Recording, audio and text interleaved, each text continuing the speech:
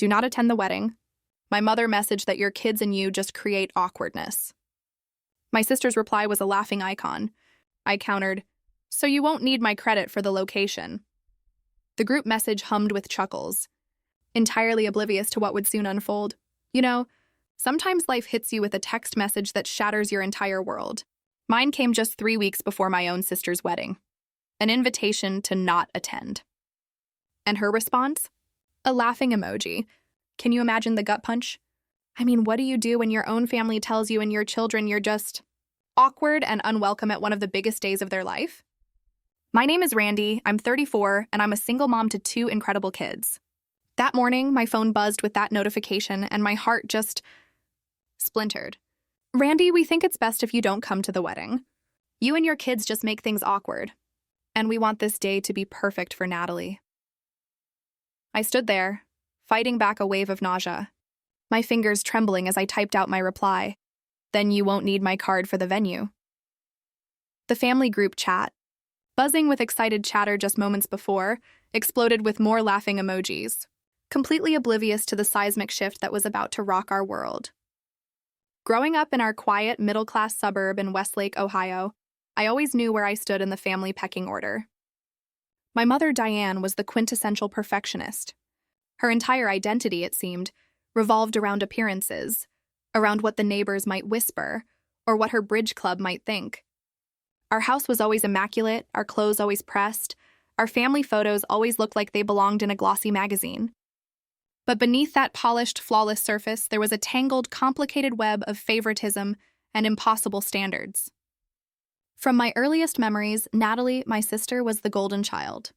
She was 3 years younger, with naturally blonde hair and a petite figure that mirrored my mother's ideal of feminine beauty. Natalie seemed to effortlessly embody everything my mom valued. She was captain of the cheerleading squad, homecoming queen, graduated with honors, and then, exactly as Mom had always wanted for herself, pursued a business degree. I, on the other hand, was the designated black sheep. I had wild curly hair that simply refused to be tamed. I preferred the quiet solitude of a sketch pad to the rah-rah of pom-poms. And I questioned authority, a lot. My mother found this absolutely mortifying. When I was 16, I announced my dream of pursuing a creative career. A declaration my mother immediately dismissed as a hobby, not a real job. The day I told them I intended to major in graphic design, my mother actually cried at the dinner table.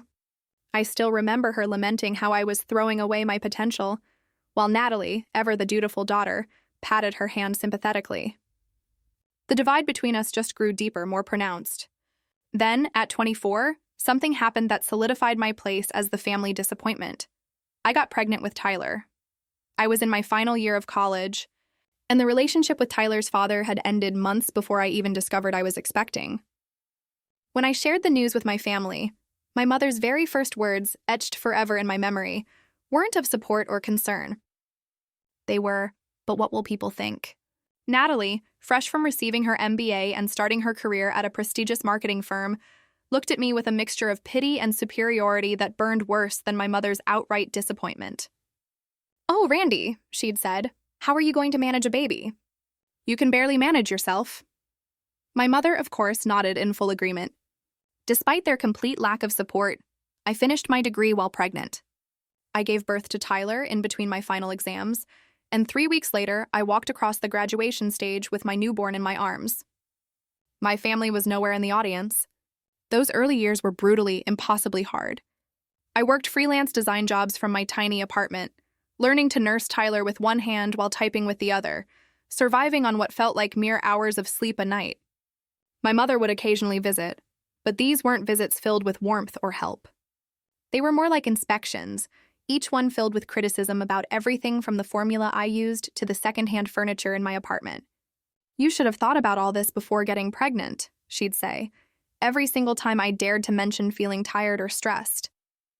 Her assistance always came with conditions, with critiques, making it abundantly clear that my situation was nothing but a burden and an embarrassment to her. 4 years after Tyler was born, I met David. He was kind, creative, and for 2 years, I genuinely believed we might build a beautiful life together. Emma came along, a beautiful, unexpected surprise that initially brought David and me even closer. But by the time Emma turned 2, our relationship had crumbled. David's career as a musician meant irregular income and long, unpredictable absences. Eventually, he moved to Los Angeles to pursue a recording opportunity, effectively leaving us behind. His promises to stay involved gradually faded into occasional video calls and, predictably, missed child support payments. So there I was, at 28, a single mother of 2 wonderful but incredibly energetic children. I was making it work through sheer determination, grit, and a growing reputation as a reliable graphic designer who could deliver quality work on tight deadlines. I had built a home business that allowed me to be there for school pickups and sick days, often working late into the night after the kids were asleep to meet client demands. Family gatherings became exercises in sheer endurance. My mother would fuss over Natalie's glittering career achievements and her exciting dating life, all while making pointed comments about my children's behavior, or worse, my appearance. "Randy, you might want to try that new diet I read about," she'd say loudly across the Thanksgiving table. Or, "Can't you get Tyler to sit still for 5 minutes?" Natalie was never so fidgety as a child. The comparisons were endless and always, always unfavorable. Natalie's trendy apartment versus my modest 3-bedroom rental. Natalie's designer wardrobe versus my practical mom clothes. Natalie's business trips to New York versus my rare treats of taking the kids to the local amusement park. The worst part, the part that truly broke my heart, was watching my children absorb these toxic dynamics. Tyler, perceptive and sensitive, began to withdraw around his grandmother and his aunt. Emma, naturally bubbly and affectionate, would try harder and harder for their approval, only to be corrected for being too loud or too messy. Still, I persisted. I clung to the idea of family. I brought the kids to Sunday dinners twice a month. I remembered everyone's birthdays with thoughtful, often handmade gifts that were met with polite but distinctly underwhelmed thanks. I even volunteered to host holidays when I could afford it, enduring my mother's subtle rearranging of my decorations and her not-so-subtle improvements to my cooking. Family is family, I'd tell myself, a mantra to get through the discomfort. The kids deserve to know their relatives, even if those relatives are deeply, deeply flawed. Then came the family dinner 6 months ago, where Natalie announced her engagement to James. He was the son of Harold Wilson, who owned the largest real estate development company in our entire county. My mother practically vibrated with excitement. I could practically see her already envisioning the enormous social boost this connection would provide. "Just think," she'd gushed, recounting a supposed conversation. "Diane, James's mother, Eleanor, apparently said our grandchildren will have the best of everything." I watched her eyes slide over to Tyler and Emma, who were quietly playing a card game at the far end of the table. I knew exactly what she was thinking. In her mind, my children weren't part of that grandchildren equation. They were the complications, the less-than-perfect extensions of her less-than-perfect daughter. As everyone toasted the happy couple, I smiled and offered my congratulations, already sensing that this wedding was about to become yet another bitter battlefield in our family's long-running war of appearances versus reality. The engagement set off a flurry of activity that, to my surprise, initially included me. The very next day, I received a call from my mother. "Randy, we're having a preliminary wedding planning lunch on Saturday. Natalie would like you to be there." Her tone implied this was some great honor being bestowed upon me. "Eleanor Wilson will be joining us, so please wear something appropriate." The pause before appropriate spoke volumes, but I chose to focus on the positive.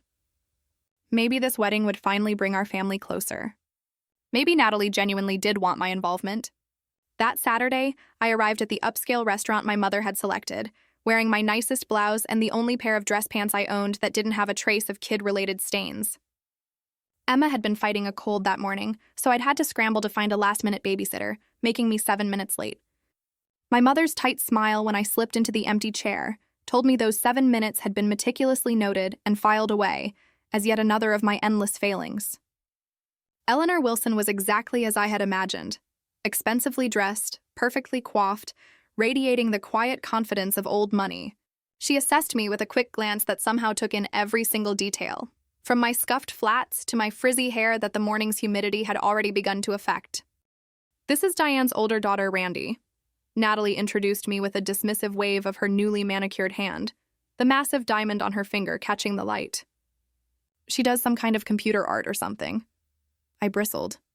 "I'm a graphic designer," I corrected gently, extending my hand to Eleanor. "Lovely to meet you." Congratulations on your son's engagement. The lunch proceeded with detailed discussions of potential venues, guest lists, and color schemes. Every time I tentatively offered a suggestion, it was politely acknowledged and then immediately, gracefully dismissed. What about incorporating some personal elements into the invitations? I ventured, trying again. I'd be happy to design something custom for Natalie and James, maybe with elements that represent their unique relationship or interests. Eleanor smiled, patting my hand. Oh, that's so sweet, dear. But we've already been in contact with Harringtons. They've done all the society weddings in this area for generations. Very exclusive. My mother beamed at this, while Natalie nodded enthusiastically.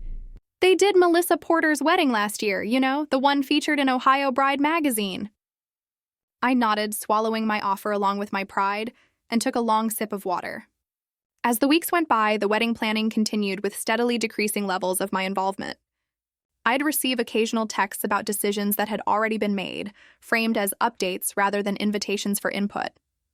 The only area where my participation seemed actively desired was financial. We found the perfect venue, my mother announced during a rare phone call. The Grand Pavilion at Lakeside Gardens. It's absolutely stunning, but with all the extras Natalie deserves, it's running a bit higher than our budget. The careful pause that followed told me exactly what was coming next. I don't suppose you could contribute anything for your sister's special day? Despite my already tight finances, despite the previous snubs, I offered $5,000 toward the venue. It would mean dipping into my emergency fund and postponing some much-needed home repairs, but I desperately wanted to show my support in a tangible way. My mother's relieved thanks and promises that I would be fully involved going forward seemed, at the time, worth the sacrifice. Shortly after that, Tyler and Emma came bounding into the kitchen one evening, their faces alight with pure excitement. Aunt Natalie called, Tyler announced. She asked if I want to be a junior groomsman, and Emma gets to be a flower girl. My heart swelled, seeing their genuine enthusiasm. Perhaps things were turning around. Maybe my contribution had helped secure my children's places in the wedding party, showing that we truly were included in this important family milestone. That weekend, the four of us went shopping for potential outfits. Tyler needed a suit that could be tailored to match the groomsmen, and Emma needed a flower girl dress that would complement the bridesmaids. My mother insisted on joining us, claiming her expert eye was needed. The shopping trip quickly devolved into a full-blown stress fest. My mother criticized everything from Emma's hair. Couldn't you at least have braided it properly? To Tyler's posture. Stand up straight, for goodness sake, you look like a hooligan. When Emma, in her innocent excitement, accidentally knocked over a mannequin, my mother's face went rigid with embarrassment. This is precisely why children need proper discipline, she hissed at me in the changing room. How are they going to behave at an elegant wedding if they can't even control themselves in a department store? Before I could defend my children, I overheard her on the phone in the store hallway. Her voice was low but clear enough for me to hear. Yes, Natalie, we're trying on things now. I know. Yes, it's exactly what we feared. The children are completely wild, and Randy just lets them run amok. I understand your concerns. Yes, it might complicate things having them in the wedding party. We'll discuss it more later. My stomach clenched, a cold dread washing over me. Despite their initial inclusion, my children were now being reevaluated as potential liabilities, rather than beloved family members to be celebrated. Over the following weeks, I made several attempts to connect with Natalie privately about the wedding plans. I texted, I called, I even suggested meeting for coffee. But she always had an excuse. She was swamped with work, in the middle of tastings, or just heading into a meeting with the planner. Then came the bridal shower. I knew absolutely nothing about it until I saw the photos plastered all over social media. My cousins, my aunts, my mother, even neighbors from our childhood home were there, all raising champagne glasses in celebration. The caption read, "Showering our beautiful bride with love, she Natalie and James has perfect pair." I stared at those photos for hours, meticulously searching the backgrounds for any sign that my absence had even been noticed. There was none. They all looked perfectly happy, perfectly complete without me. Around the same time, I heard through my Aunt Susan that James's parents had hosted a formal dinner to meet Natalie's family. All of Natalie's family, apparently, except for me and my children. When I casually mentioned this to my mother on our next phone call, she brushed it off. It was very last minute, very small, just immediate family. The phrase immediate family hung in the air between us, its meaning starkly clear. In their minds, I had somehow been reclassified as extended family, or perhaps no family at all. Rumors from other relatives began reaching me. Cousin Beth mentioned that my mother had told her I was too busy with work to participate in wedding activities. Uncle Robert asked if it was true that I had opted out of wedding planning because I was uncomfortable with formal events. Finally, after weeks of evasion and misinformation, I directly asked Natalie about my role in the wedding. So what exactly am I doing for the ceremony? Is there a specific dress color I should be looking for? And are Tyler and Emma still in the wedding party? I need to make sure their outfits are ready. Her response was vague, non-committal. We're still figuring out some details. The wedding party is getting kind of large, so we might need to make some adjustments. I'll let you know. I hung up with a heavy, sinking feeling. I knew deep down that those adjustments would involve erasing my family from the picture entirely.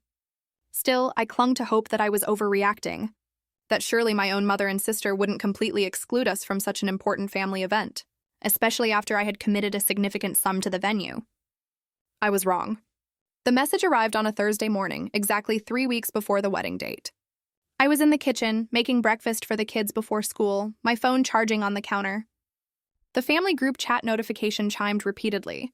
I glanced over, catching glimpses of conversations about final wedding arrangements. My mother had created this chat ostensibly to keep everyone in the loop, though it had primarily been used to showcase Natalie's ongoing princess treatment. That morning, the conversation had started innocuously enough, with my mother posting photos of the final floral arrangements and table settings. Everything is coming together beautifully, she wrote. Just a few last-minute details to sort out. Natalie chimed in, I can't believe it's only 3 weeks away. James's mom says the RSVPs from their side are all in. Dad, can you follow up with Cousin Roger? He still hasn't responded. I was about to set my phone down and finish getting the kids ready when my mother's next text stopped me cold. Randy, we think it's best if you don't come to the wedding. You and your kids just make things awkward, and we want this day to be perfect for Natalie. I froze. Spatula in hand, eggs beginning to burn on the stove. Before I could even process the words, Natalie responded. A laughing emoji. Then, Mom's right. No offense, but James's family is really classy.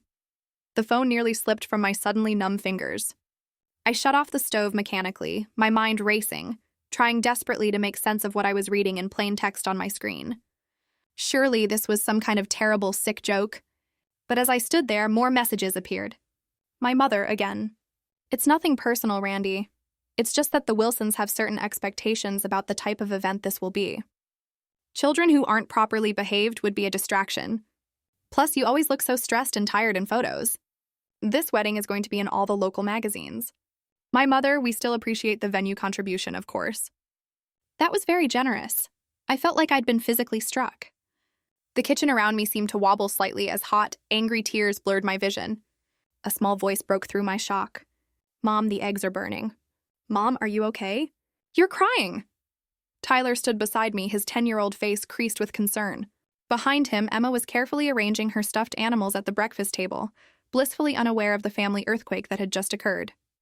I quickly wiped my eyes and forced a smile. I'm fine, buddy. Just got something in my eye? Thanks for telling me about the eggs. Let's make some new ones. As I cracked fresh eggs into the pan with trembling hands, I felt my shock begin to transform into something else. Something deep, primal, and burning. Rage. How dare they treat my children this way? How dare they act as if we were embarrassing accessories rather than actual beloved family members? I picked up my phone, my fingers flying, working hard to keep my tone controlled and dignified despite the fury and hurt coursing through me. Then you won't need my card for the venue. It was simple, direct, and apparently hilarious to my family. Natalie immediately responded with another laughing emoji. Good one, sis, but seriously, the venue deposit is non-refundable, so thanks for that. My mother added, Don't be dramatic, Randy. This is about what's best for your sister's special day. Then, my father, who had been completely silent until now, chimed in with, Your mother's right, Randy. Sometimes it's better to step back. No need to make this about you. More messages flooded in from other family members who had been silently watching this public execution of my dignity. Aunt Patty. Randy, dear, perhaps this is for the best. Remember Tom and Sally's anniversary party when Tyler knocked over the ice sculpture? Uncle Dave. Some events just aren't kid-friendly. Nothing personal, Cousin Beth. I think what they're trying to say is more intimate ceremony equals more elegant. You understand, right? With each new message, the knot in my stomach tightened, a suffocating realization forming. These people had known me my entire life. They had watched me grow up, graduate college, become a mother, build a career, and not one of them was standing up for me. Not one, not for me, not for my children. Not one was questioning the casual cruelty of excluding family members from a family celebration. I set my phone face down on the counter as it continued to buzz with notifications. Time for breakfast, guys! I called to the children, determined not to let them see how utterly shaken I was. As we ate, Tyler kept shooting concerned glances my way. At 10, he was old enough to sense when adult problems were brewing, but too young to fully understand them. 6-year-old Emma chatted happily about her upcoming school field trip, periodically reaching over to pat my hand when she noticed my distraction. Are you sad, Mommy? She finally asked directly. Your eyes look rainy. I'm just having a grown-up problem, sweetie, I answered, stroking her hair. Nothing for you to worry about. But after I dropped them at school, I sat in my car in the parking lot and finally allowed myself to break down completely. Huge, racking sobs tore through me as the full, crushing weight of the rejection settled on my shoulders. It wasn't just about a wedding invitation anymore. It was about years of being treated as lesser, of watching my children be judged and found wanting, of trying so hard to maintain connections with people who fundamentally did not respect me. When I returned home, my phone showed 17 new messages in the family chat. I silenced the conversation without reading them. Whatever additional barbs they had thrown my way would have to wait. I had client work to complete, and I refused to let my family drama impact my professional responsibilities. That evening, after the kids were in bed, I finally allowed myself to look at the messages. Most were variations on the same theme. I was overreacting. I was being selfish. I needed to think of Natalie's happiness rather than my own. The conversation had eventually moved on to discussing which relatives would now be seated at the table originally reserved for me and my children. I curled up on the sofa, wrapped in the quilt my grandmother had made me before she died, and cried until I had no tears left. My grandmother had been different from the rest of the family. She had celebrated my creativity, defended my choices, and loved my children without reservation or judgment. Family is about acceptance, not perfection, she used to say. If she were still alive, I knew she would have been appalled by what had transpired today. As midnight approached, I made myself a cup of tea and sat at my kitchen table, beginning to process not just today's events, but the years of subtle and not so subtle mistreatment that had led to this point. The wedding exclusion wasn't an anomaly. It was simply the most blatant, glaring expression of how my mother and sister truly saw me and my children. The realization was both incredibly painful and strangely, profoundly liberating. For years, I had been chasing approval I would never receive. I had been making excuses for behavior that was inexcusable and exposing my children to people who viewed them as inconveniences rather than precious family members. No more, I whispered to my empty kitchen. This stops now. The next morning, after getting the kids off to school, I called Zoe, my best friend since college, and the person who had stood by me through every major life challenge of the past decade. They did what? Zoe exploded after I recounted the text exchange in a group chat with everyone watching. Oh my God, Randy, that's beyond cruel. That's psychological warfare. Hearing my own thoughts validated by someone I trusted helped solidify the emotional realization I'd come to the night before. This wasn't a miscommunication or a momentary lapse in judgment on my family's part. It was the culmination of a pattern. I don't know why I'm even surprised, I said, my voice steadier than I expected. Remember Emma's 5th birthday when my mom showed up with a cake because the one I made wasn't presentable enough for guests? Or when your sister scheduled her housewarming party on the same day as Tyler's school play, then got mad that you chose his performance over her new throw pillows? Zoe added. As we talked, more memories surfaced, each one a puzzle piece that had been sitting in plain sight, waiting for me to finally see the complete devastating picture. The time my mother had corrected Tyler's table manners in front of everyone at Christmas dinner, making him so self-conscious he barely touched his food. The casual remarks about how much easier Natalie's life was without all the baggage I had accumulated. The family vacation photos that somehow never included me or my children, despite us being present. I think I've been gaslighting myself, I admitted to Zoe, a raw confession. Making excuses for them, telling myself it wasn't that bad or that I was being too sensitive. That's what happens when you grow up with that kind of treatment, Zoe replied gently. You normalize it. But Randy, there is nothing normal about what they're doing. It's toxic, and you and your kids deserve so much better.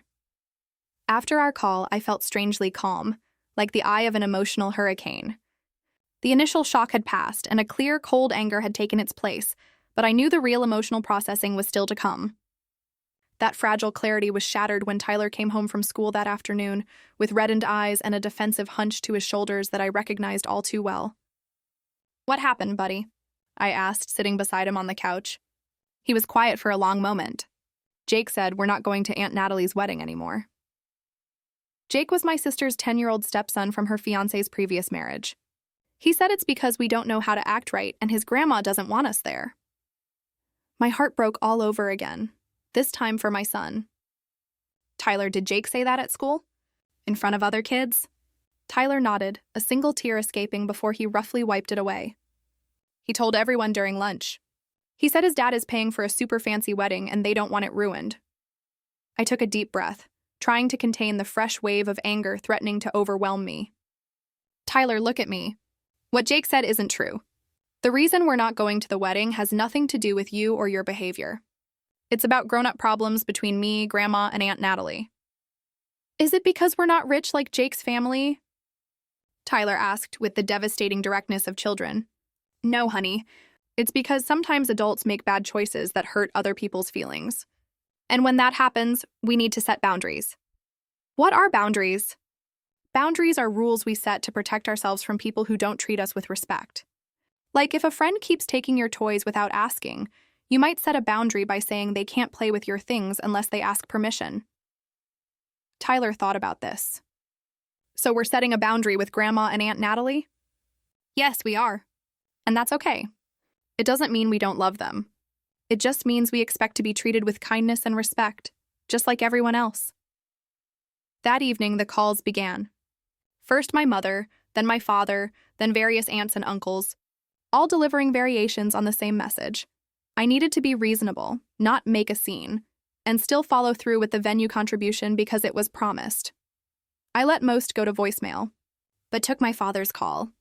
Randy, you know how your mother gets about these social events? He said, his voice that familiar mix of placating and dismissive that had characterized his approach to family conflict for as long as I could remember. Just let this one go. We can have a separate family celebration after the honeymoon. Dad, do you understand what happened here? Mom and Natalie publicly uninvited your grandchildren from a family wedding, humiliating them in the process. Now their cousin is bullying them about it at school and you want me to just let it go? You're blowing this out of proportion, he sighed. No one meant to hurt the kids. It's just that this wedding is very important for your sister's future. The Wilsons are influential people. More influential than your own grandchildren's emotional well-being? His silence was answer enough. After hanging up, I sat at my kitchen table with a notepad. My designer's brain automatically organized the chaos into something structured. I wrote what we can know at the top and began listing facts. 1.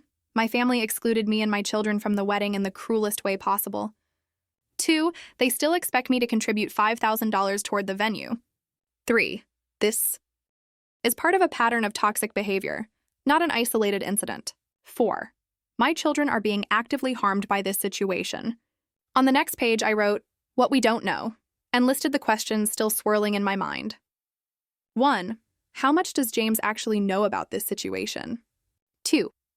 What have my mother and sister told the Wilsons about me and my children? 3. What's the real story with the venue payment? Is it already paid? Is it refundable? 4. Who else knows about our exclusion, and what have they been told? With these questions in mind, I decided to do some investigating. The first call I made was to the venue itself, the Grand Pavilion at Lakeside Gardens.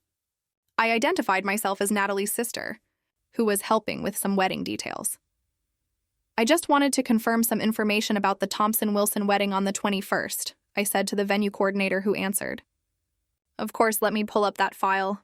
Yes, here it is. Thompson-Wilson wedding, grand ballroom rental with garden ceremony site, 200 expected guests. Great, that's the one. I'm just double-checking the payment schedule. Has the final payment been made? The coordinator hesitated. I see that the initial deposit was made 2 months ago, but the final payment is actually past due.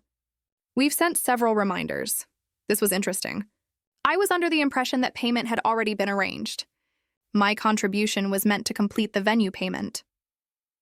There is a note here about a partial payment from the sister of the bride, the coordinator confirmed, but we haven't received it. According to our contract, the final payment is due 14 days before the event, which would be this coming Friday. Without it, we can't guarantee the reservation will be held. After thanking the coordinator, I sat back, processing this new information. The venue payment wasn't just an extra they were hoping to extract from me. It was a critical component of their budget that they were counting on, despite having explicitly uninvited me from the event. My next call was to my Aunt Susan, my mother's younger sister, and the family member most likely to give me straight answers without an agenda. Aunt Susan, can I ask you something about Natalie's wedding? I need you to be honest with me. Of course, honey. I heard there was some drama about you not attending.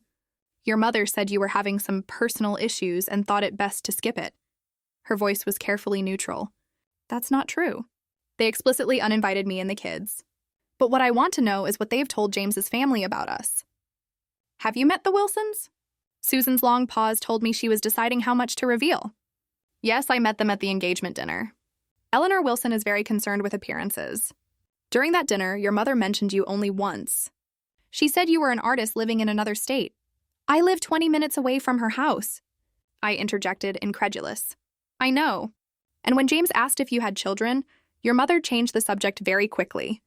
I got the distinct impression that she's pretending you have a very different life than you actually do.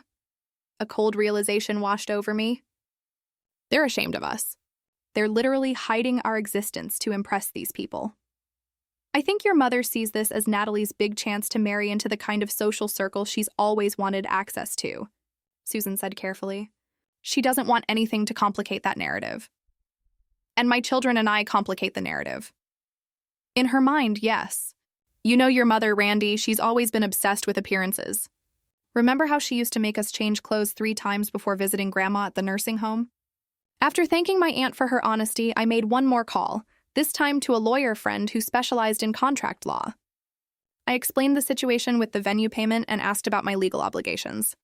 If you never signed anything, you have no legal obligation, he assured me.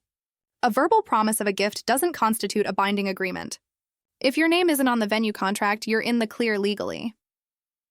What if they put my name on the contract without my knowledge? Said I was covering part of the payment? That would be problematic for them, not you. They can't obligate you to a contract you never signed. But it might create complications with the venue if they're expecting your payment.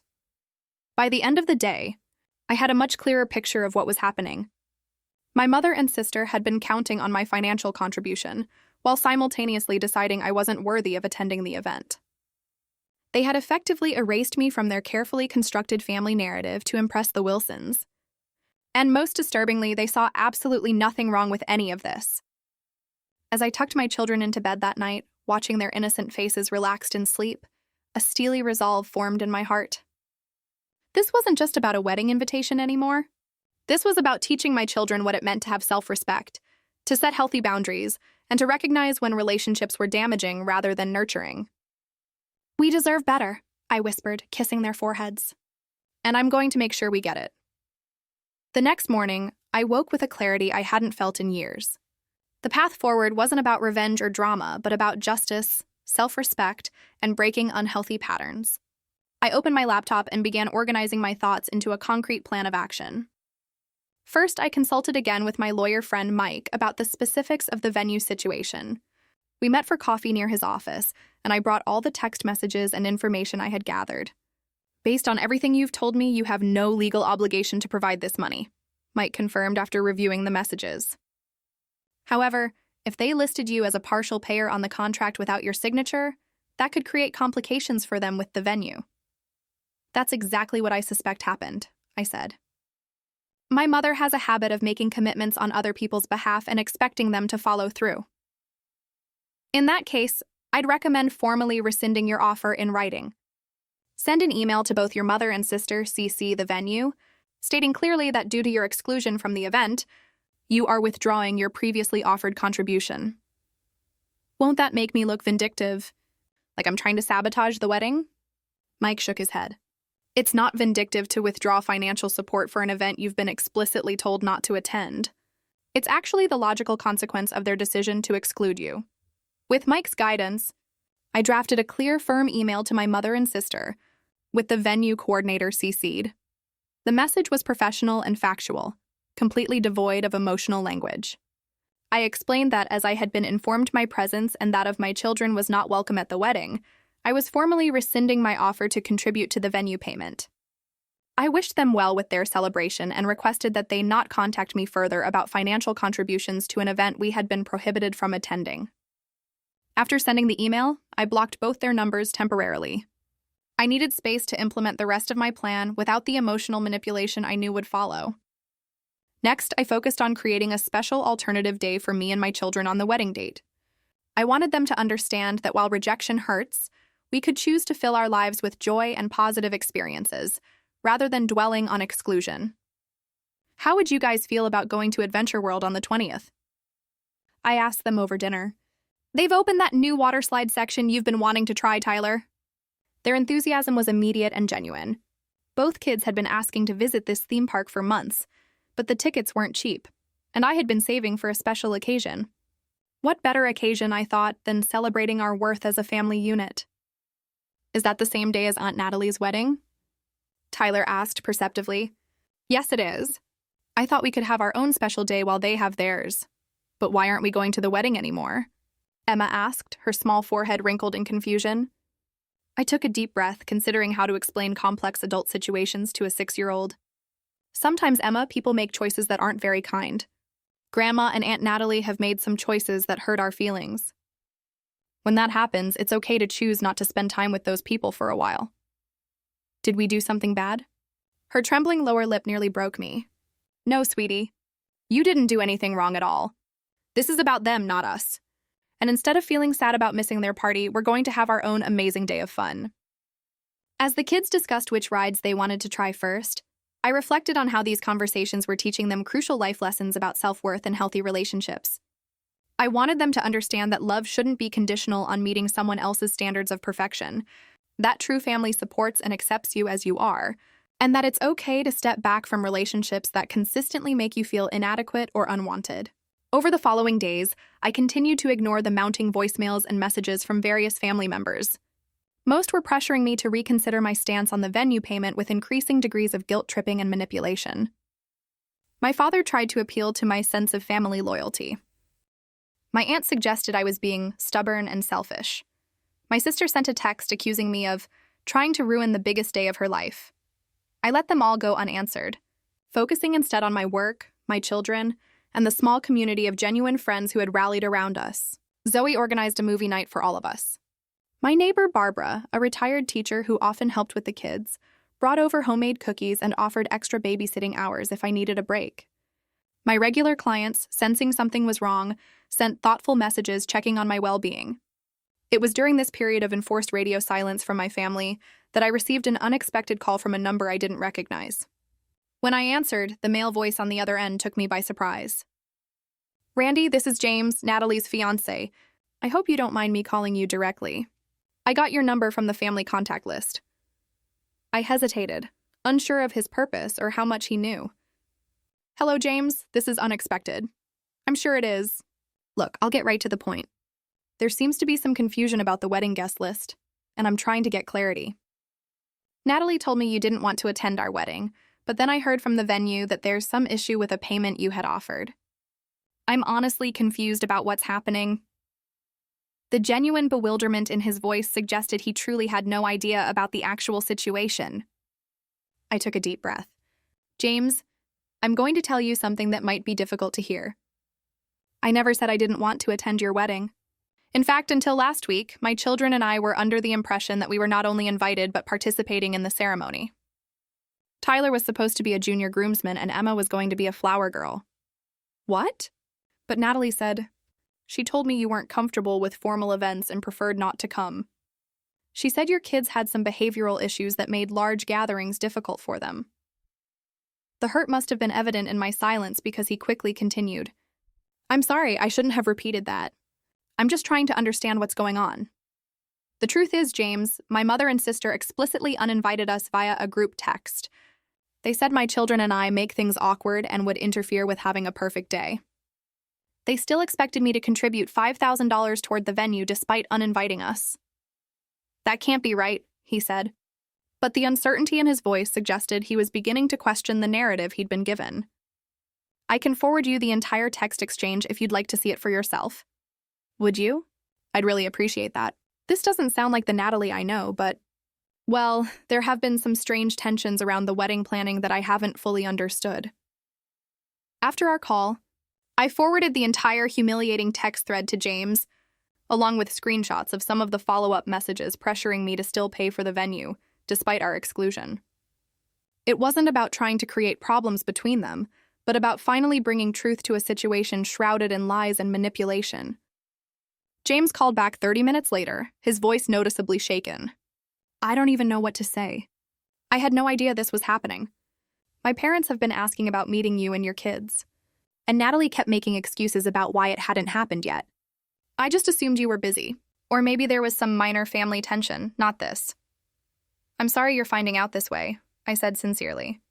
For what it's worth, I think Natalie genuinely cares about you. She just also cares tremendously about impressions and status, a value she inherited directly from our mother. I need to talk to her about this. And my parents. They would be horrified if they knew family members were being excluded like this. That's not how we operate. After hanging up, I felt a strange mix of vindication and sadness. I hadn't set out to create drama or come between Natalie and James, but the truth had a way of surfacing eventually. Whatever happened next was out of my hands. I had been honest, set appropriate boundaries, and was focusing on creating a positive experience for my children despite the painful situation. For the next 5 days, I heard nothing from any family members. The sudden silence after days of constant pressure was disconcerting, but also peaceful. I used the time to finalize our Adventure World plans, putting together a small backpack for each child with snacks, sunscreen, and a change of clothes. We talked excitedly about which rides to try first and whether we would be brave enough for the new vertical drop water slide. As the wedding day approached, I found myself feeling stronger and more centered than I had in years. The initial shock and hurt had transformed into a kind of quiet determination. This experience, painful as it was, had forced me to confront and begin dismantling the dysfunctional patterns that had defined my family relationships for decades. You seem different, Mom, Tyler observed the night before our planned theme park visit as I tucked him into bed. Not sad anymore. I am different, I agreed. Sometimes hard things help us grow stronger, like how plants need storms to make their roots dig deeper. I smiled at his insight. Exactly like that. Now get some sleep. Tomorrow is going to be an adventure. The morning of Natalie's wedding dawned bright and clear. I woke before my alarm, a mixture of emotions swirling through me despite my best efforts at detachment. Somewhere across town, my sister was preparing to become a wife. My mother was likely fussing over every detail, determined to create the perfect illusion of family harmony for the Wilsons and other guests. And here I was, choosing a different path entirely. I pushed those thoughts aside as I heard the excited footsteps of my children racing down the hallway. Mom, is it time to go to Adventure World? Emma burst into my room, already wearing the swimsuit we had laid out the night before, though inside out and backwards. Tyler followed more sedately, but the gleam in his eyes betrayed his equal excitement. I checked the weather app. It's going to be 87 degrees and sunny, perfect for water slides. I laughed, helping Emma fix her swimsuit. Let's have breakfast first, then we can head out. The park opens at 10 awkwardness. As we ate pancakes shaped like Mickey Mouse, a special occasion tradition, I kept my phone deliberately turned off and tucked away in a drawer. Today wasn't about what we were missing. It was about what we were choosing to create together. Adventure World lived up to its name. We spent the morning conquering increasingly daring rides, Tyler leading the charge with newfound confidence, Emma squealing with delight as water splashed around us. We took silly photos with costumed characters, indulged in overpriced theme park food, and participated in every interactive game along the midway. During a brief rest on a bench in the shade, Tyler looked up at me with serious eyes. This is better than a boring wedding anyway, right, Mom? I considered my answer carefully. Different experiences are valuable in different ways, Tyler. Weddings can be beautiful celebrations of love and family. But today, this is exactly where we're meant to be, having fun together. As the afternoon progressed, Emma won a stuffed unicorn at a ring toss game, with some strategic assistance from the teenage booth operator who was charmed by her determined attempts. Tyler conquered his fear of the tallest water slide, emerging from the splash pool with a triumphant grin. I took dozens of photos, capturing their joy and our connection in a way that felt genuine and precious. By late afternoon, exhaustion began to set in.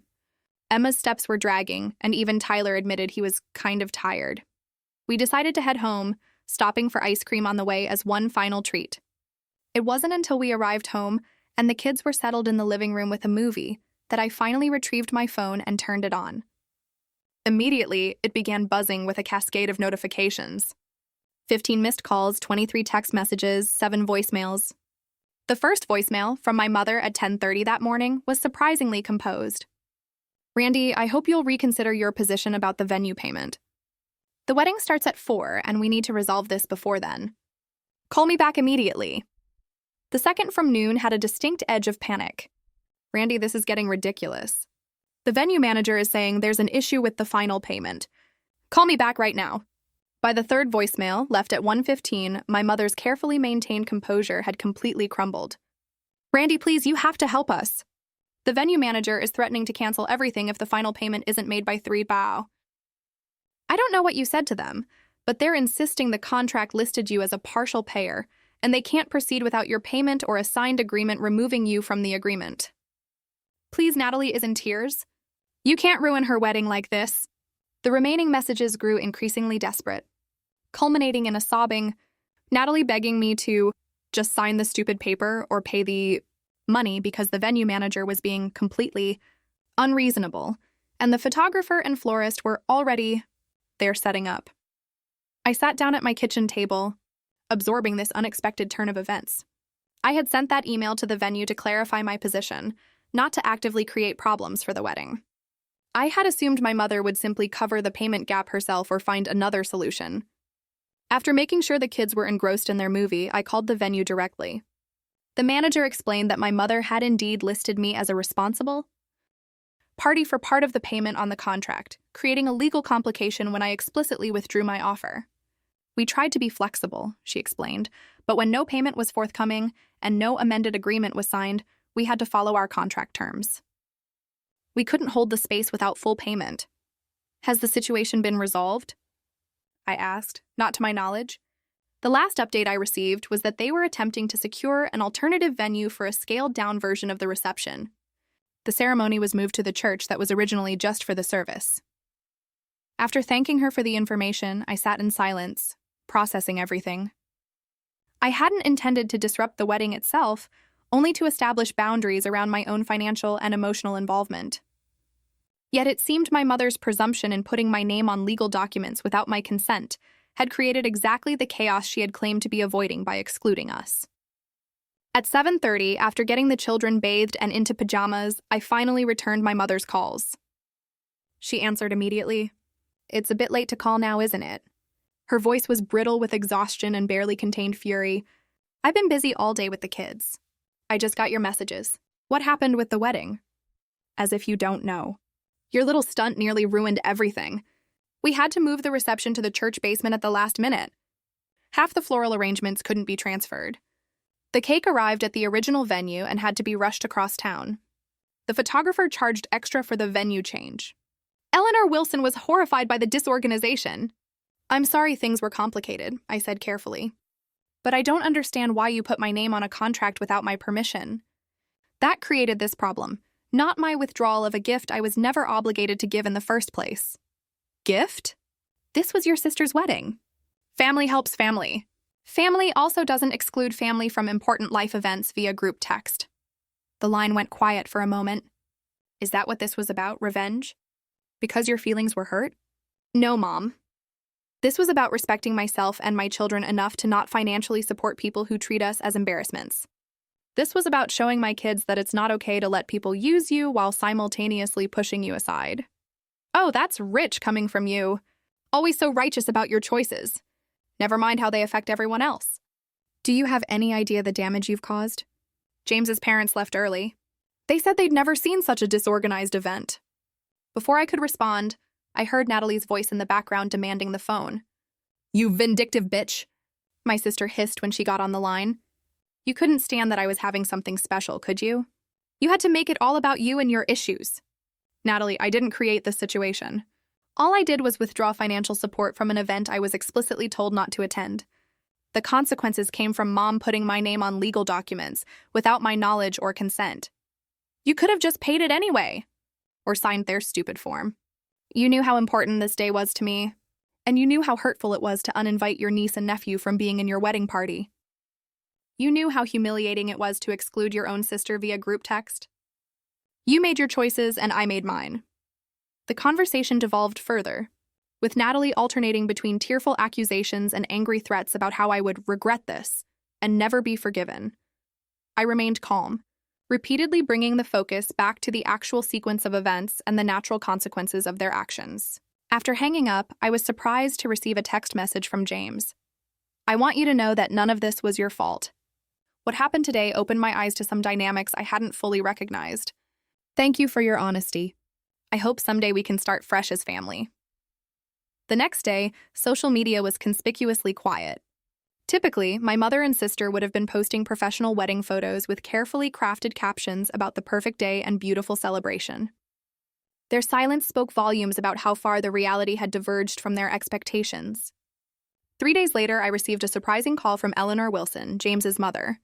"Randy, this is Eleanor Wilson, James's mother. I hope you don't mind me calling. James gave me your number." "Not at all, Mrs. Wilson. How can I help you?" "Please call me Eleanor. I wanted to reach out personally to invite you and your children to brunch this Sunday. James has told us so much about his new niece and nephew, and we're eager to meet you all." I was momentarily speechless. "That's very kind of you. We'd be happy to come. Wonderful. And Randy, I want you to know that James has explained the circumstances surrounding the wedding. My husband and I were quite disturbed to learn how you and your children were treated. That's not the kind of family values we raised our son with." After we arranged the details for Sunday, I sat in stunned silence, trying to process this unexpected turn of events. Somehow, in attempting to erase me from their perfect family narrative, my mother and sister had instead revealed the true dysfunction that had been lurking beneath the surface all along. The brunch with the Wilsons turned out to be a pivotal moment in our family's journey. Harold and Eleanor welcomed us into their spacious but comfortable home with genuine warmth. Unlike the intimidating elitists my mother had portrayed, they were down to earth and immediately engaged with my children in a way that put them at ease. "Tyler, James tells me you're quite the baseball player," Harold said, showing him a collection of signed memorabilia in his study. "Emma, would you like to see the dollhouse that was mine when I was a little girl?" Eleanor asked. "I've kept it all these years, hoping someday I'd have a granddaughter to share it with."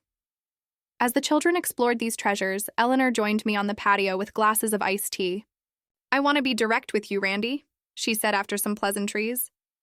"What your mother told us about you and what we've learned for ourselves are very different things." "What exactly did she tell you?" I asked, finally able to confirm my suspicions.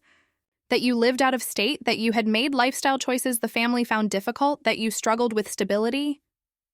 Her diplomatic phrasing couldn't fully disguise the implication.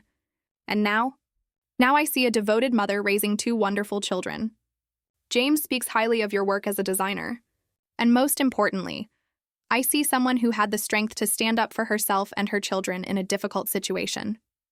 "It wasn't about revenge," I said, feeling it important that she understand. "It was about not allowing my children to internalize the message that they weren't good enough." "I understand that better than you might think," Eleanor said, surprising me. "My own mother was similar to yours in many ways. Appearances meant everything. I wasn't the daughter she wanted either." That conversation marked the beginning of an unexpected alliance. While my own mother maintained a chilly distance following the wedding debacle, the Wilsons began regularly including me and my children in family gatherings. Emma and Tyler developed a genuine friendship with their new uncle, James, who turned out to have a talent for connecting with children that surprised even Natalie. In the months that followed, I committed to therapy, finally unpacking the years of conditional love and subtle undermining that had shaped my self-perception. My therapist helped me understand that the wedding incident hadn't created the family dysfunction. It had merely exposed patterns that had existed for decades. "Your mother has narcissistic tendencies," my therapist explained. And your sister learned early on that emulating your mother's values was the path to approval. Neither of them is likely to fundamentally change without their own committed therapy work. With this understanding, I began to establish clearer boundaries with my family of origin. I declined Sunday dinners that invariably devolved into criticism sessions. I limited phone conversations with my mother to 15 minutes and redirected when she began disparaging me or the children. I filtered information carefully, sharing only what felt safe and keeping our most precious moments private. The children flourished under these new boundaries. Tyler's teacher commented on his increased confidence at school, noting he was participating more in class discussions and had made new friends on the playground.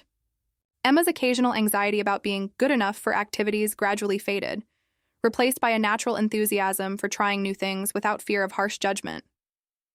My business grew as well, as I redirected energy previously spent managing family drama into developing my client base and refining my skills. I secured several large corporate contracts that provided greater financial stability than the piecemeal work I had relied on before. When Thanksgiving approached, I braced myself for the usual complicated negotiations about holiday gatherings. To my surprise, James called with an invitation. "We're hosting at our place this year," he said. "Eleanor suggested we start some new traditions. We'd really love for you and the kids to join us." "What about my mother and father?"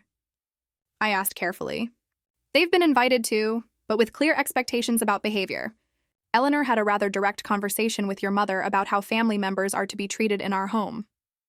The Thanksgiving gathering was tense at times, but ultimately healing.